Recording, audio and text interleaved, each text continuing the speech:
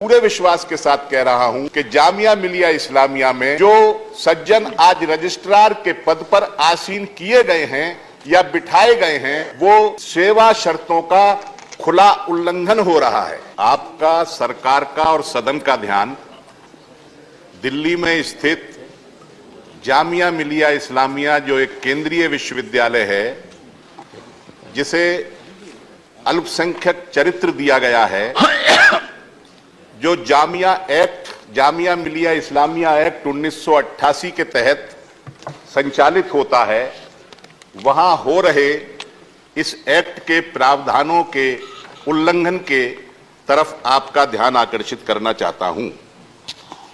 Sir, Jamia Millia Islamia act 1988 अपने अधिकारियों और कर्मचारियों की सेवा शर्तें तय करता है, उनकी नियुक्ति की शर्तें तय करता है।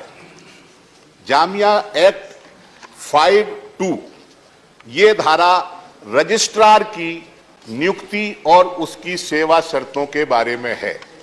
मैं इस केस की मेरिट में नहीं जाना चाहता, लेकिन मैं पूरे विश्वास के साथ कह रहा हूं कि जामिया मिलिया इस्लामिया में जो सज्जन आज रजिस्ट्रार के पद पर आसीन किए गए हैं या बिठाए गए हैं, वो सेवा शर्तों का खुला उल्लंघन हो रहा है।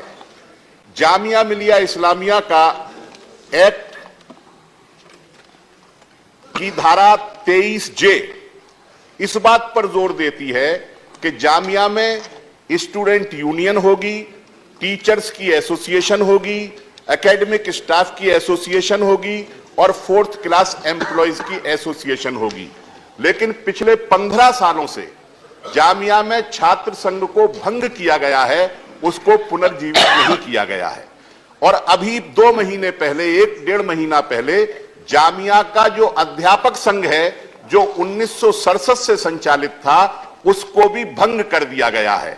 उसने अपने इलेक्शन के लिए जिस रिटर्निंग ऑफिसर को नियुक्त किया, आउटगोइंग टीचर्स एसोसिएशन नियुक्त करती है, उस टीचर्स एसोसिएशन के रिटर्निंग ऑफिसर को भी सस्पेंड करके शोकाज नोटिस दिया गया है।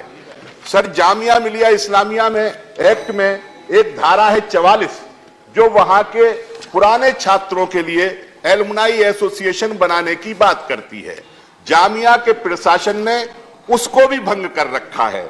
सर, ये खुला उल्लंघन हो रहा है। वहां एक धारा है जामिया एक्ट में 5(13) जो जामिया में छात्रावासों के निर्माण पर बल देती है।